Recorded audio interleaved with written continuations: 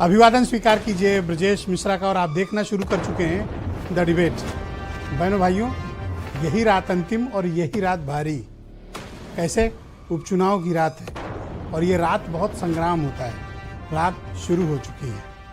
कई पार्टियों पर बहुत भारी पड़ने वाली है और कई पार्टी के नेताओं को बहुत मजा आने वाला है। क्या होता है इस रात में और ये उपचुनाव की रात कैसी गुजरती है, खासतौर पर जब उत्तर प्रदेश में 9 विधानसभा सीटें प्रतिष्ठा में फंसी हुई हों और इसके पहले 3 महीने पहले मुकाबला 4 महीने पहले कुछ और हो चुका हो, तो जाहिर सी बात है कि स्टेक बहुत बड़ी है।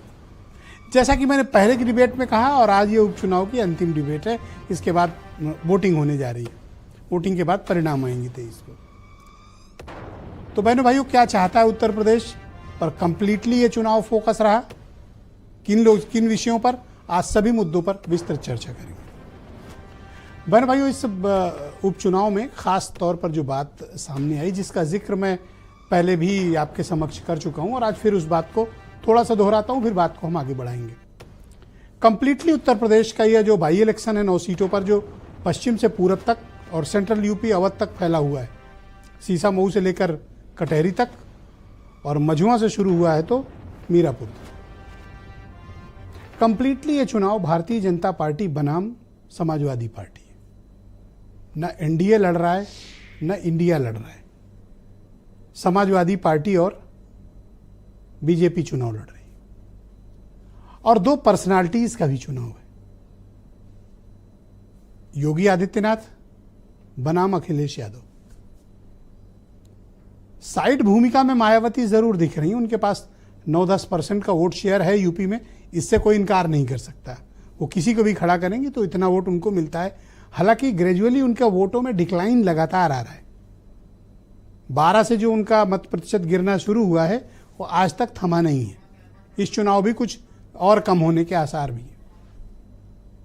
चंद्रशेखर और जयंत चौधरी भी कहीं कहीं भूमिका का निर्वहन कर रहे हैं, बट कंप्लीटली ये 2 बड़े नेताओं की फेस वैल्यू और 2 बड़े नेताओं के बीच के मुकाबले का चुनाव है। मुद्दे क्या हैं इस बार के चुनाव में? अगर आप स्थानीय मुद्दे, सुपर हाइपर लोकल जिसे कहते हैं, उन मुद्दों के इतर अन्य जो मुद्दे हैं उसमें बीजेपी की तरफ से हार्ड हिंदुत्व की लाइन, बटोगे कटोगे और समाजवादी पार्टी संविधान आरक्षण, ये मुख्य कोर विषय हैं।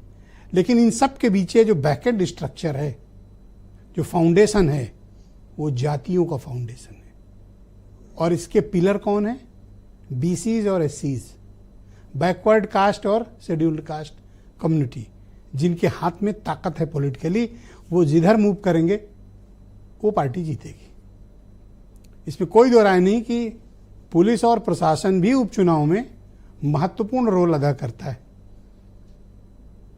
और वो कई बार भारी भी पड़ता है। जिसकी सत्ता होती है उसको थोड़ा एक एज रहता है, बढ़त रहती है, मनोवैज्ञानिक फायदे होते हैं, लॉजिस्टिक का भी लाभ होता है। और अगर आपके साथ पुलिस फोर्स हो, आप सत्तारूढ़ दल हैं, तो इसका एक एडवांटेज होता है।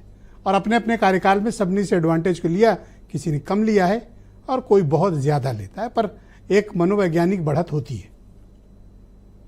अब मसला यह है कि आज एक आरोप लगा, समाजवादी पार्टी ने ओपनली आरोप लगाया कि किसी भी वोटर की आईडी कार्ड पुलिस चेक नहीं कर सकती। वैसे बात तो लीगल है, पुलिस को चेक करने का अधिकार नहीं, केवल पीठासीन अधिकारी या उनके द्वारा नियुक्त किया व्यक्ति ही वोटर की आईडी कार्ड चेक कर सकता है। तो समाजवादी पार्टी की कंप्लेन है कि चेक न किया जाए। तो बीजेपी का कहना है ये बुरके वालों का वोट रोकने के वोट को फर्जी वोटिंग के लिए समाजवादी पार्टी आरोप लगा रही।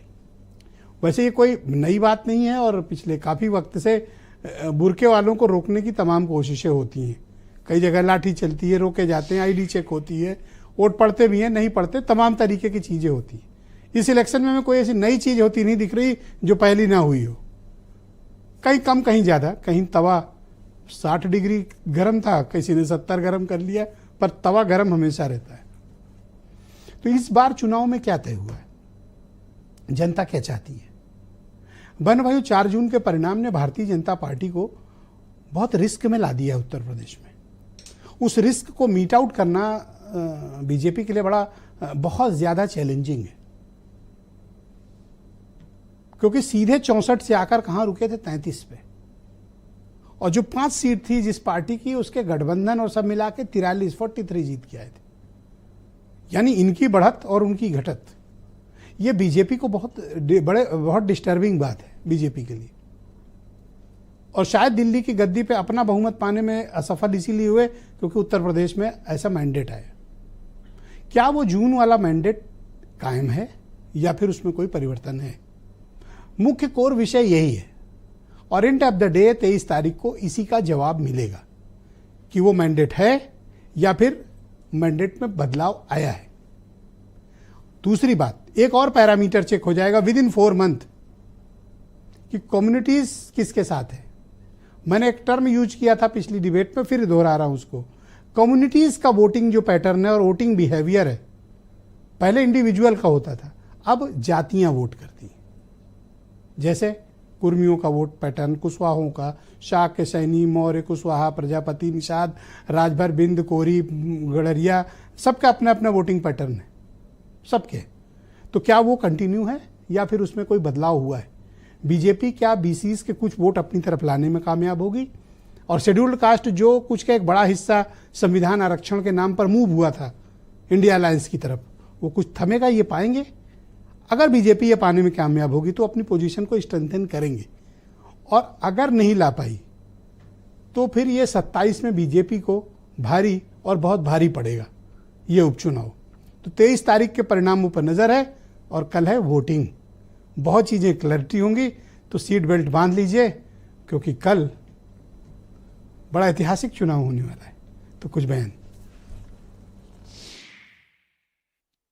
सुरक्षा बल से नहीं चुनाव जीते जाते हैं, जन बल से चुनाव जीते जाते हैं। जो बाई इलेक्शन उत्तर प्रदेश में हो रहे हैं, भारतीय जनता पार्टी अपने कैडर से चुनाव नहीं लड़ रही है, अपने कार्यकर्ताओं के ताकत पर नहीं लड़ रही। भी सुनने में आ रहा है कि रास्ता बदले जा रहे हैं, रास्ते रोके जा रहे हैं। बीजेपी को डर है कि वो चुनाव हार रहे हैं। मुख्यमंत्री, उप मुख्यमंत्री, मंत्री, विधायक, सांसद, जिलाधिकारी, पुलिस कप्तान, सीओ, एसओ, पुलिस फोर्स सब लगी हुई चुनाव जिताने में। अभी नारा बदला है, कल कुर्सी बदल जाएगी। इस तरह की जो बयानबाजी आ रही है वो सब बचने का प्रयास है, अभी से बचने का प्रयास कर रहे हैं। धरातल की सच्चाई उनको पता चल गई है कि हम कहीं आने वाले नहीं है, भाजपा आ रही है, तो ये सब बचने का प्रयास है। तमाम फर्जीवाड़ा उनके सरकारों में रहा है, तो वही दिमाग में आज तक वही चल रहा है उनके दिमाग में भी। वातावरण बता रहा है, हालात स्थिति को स्पष्ट कर रहे हैं कि 9 की 9 सीट शायद एक आध पे कहीं भारतीय जनता पार्टी जीत जाए, वरना इंडिया अलायंस को जा रही है।